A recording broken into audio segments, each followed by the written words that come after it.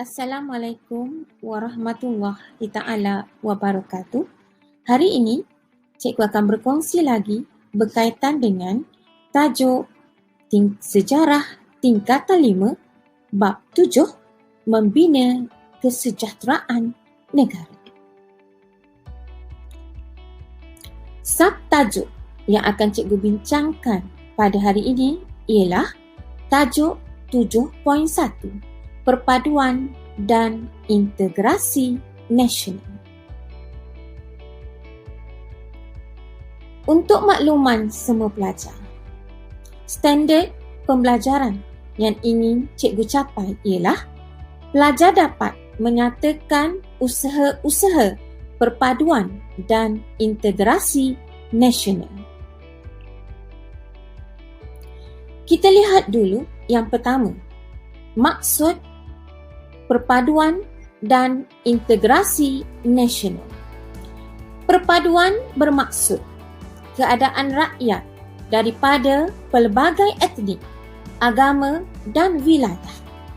Mereka hidup dengan aman dalam masyarakat yang bersatu. Manakala integrasi nasional bermaksud satu proses dinamik yang merapatkan hubungan masyarakat antara negeri dengan wilayah bagi membentuk satu bangsa.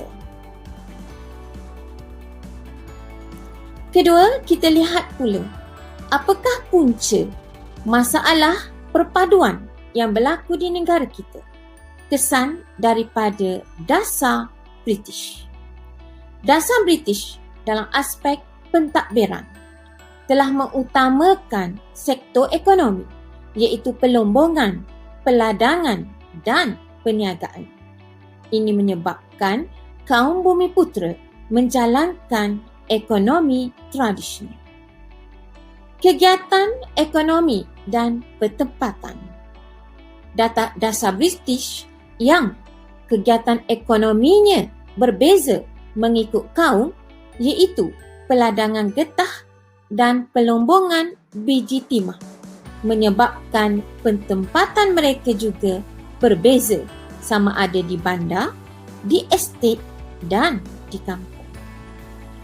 Manakala dalam aspek pendidikan, dasar British mengamalkan sistem pendidikan vernakular iaitu terdiri daripada sekolah Cina, sekolah Tamil dan sekolah Inggeris, termasuk juga sekolah pondok. Ini menyebabkan berlakunya perbezaan pemikiran dalam kalangan rakyat berbilang kaum.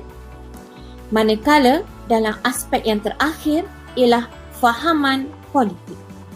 Fahaman politik berasaskan kaum, iaitu polarisasi kaum disebabkan perbezaan kegiatan ekonomi dan pertempatan. Parti politik memperjuangkan kepentingan kaum masing-masing. Kita lihat pula aspek yang ketiga berkaitan dengan usaha memperkasakan perpaduan dan integrasi nasional. Terdiri daripada 3 aspek iaitu aspek politik, ekonomi dan sosial. Kerajaan telah menubuhkan Jabatan Perpaduan Negara untuk merapatkan perpaduan antara kaum. Kerajaan juga mewartakan pembentukan Majlis Muhibah untuk menggalakkan perkembangan perasaan muhibah antara masyarakat berbilang kaum. Kerajaan menubuhkan Majlis Perundingan Negara bagi mengadakan garis panduan bagi kerjasama antara kaum bagi memupuk identiti kebangsaan. Seterusnya, membentuk gabungan parti politik yang terdiri daripada pelbagai kaum, terutamanya selepas peristiwa 13 Mei. Dan yang terakhir, menyelaras perkhidmatan awam untuk semua negeri. Penyelarasan ini mewujudkan integrasi antara negeri. Manakala dalam aspek ekonomi, kerajaan meneruskan rancangan pembangunan 5 tahun Malaysia.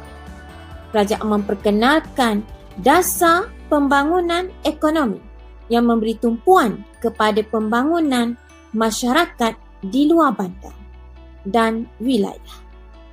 Kerajaan memajukan bidang perindustrian dan perdagangan seperti memperkenalkan zon perindustrian bebas. Berlaku penghijrahan penduduk luar bandar ke bandar. Selain itu, kerajaan juga mengintegrasikan ekonomi melalui pembangunan ekonomi wilayah termasuk di Sabah dan Sarawak. Manakala dalam aspek sosial, kerajaan telah menambah baik dasar pendidikan kebangsaan dengan mengukuhkan sistem pendidikan melalui pelaksanaan dasar pendidikan. Dasar pendidikan kita senantiasa berubah daripada laporan Rahman Talib, laporan jawatan kuasa kabinet dan akhirnya falsafah pendidikan kebangsaan. Kerajaan juga memperkasakan bahasa Melayu sebagai bahasa kebangsaan melalui pengenalan Akta Bahasa Kebangsaan, penubuhan Universiti Kebangsaan Malaysia dan peranan yang dimainkan oleh Dewan Bahasa dan Pustaka. Kerajaan juga menggalakkan pengamalan satu kebudayaan kebangsaan supaya dapat membentuk identiti bangsa Melayu yang bersatu padu.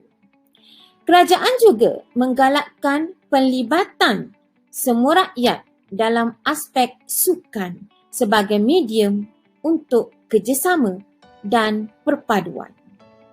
Terakhir, kerajaan telah memperkenalkan rukun negara sebagai tunjang kesetiaan rakyat berbilang kaum terhadap bangsa dan negara. Secara rumusan, pelbagai usaha yang dilakukan secara berterusan dapat memantapkan hubungan rakyat berbilang kaum di negara ini. Sebagai rakyat Malaysia, kita perlulah menghargai kepentingan menjaga perpaduan serta keharmonian kaum demi kestabilan politik, pembangunan negara dan kesejahteraan sosial. Sebagai pengakhirannya, cikgu menyediakan latihan pengukuhan kepada pelajar. Cikgu mengharapkan pelajar dapat mengulang kaji tajuk bab 7, subtajuk 7.1. Setakat itu saja perkongsian daripada cikgu. Cikgu ingin merakamkan. Sekian, terima kasih dan jangan lupa subscribe channel Sejarah Cikgu Ida.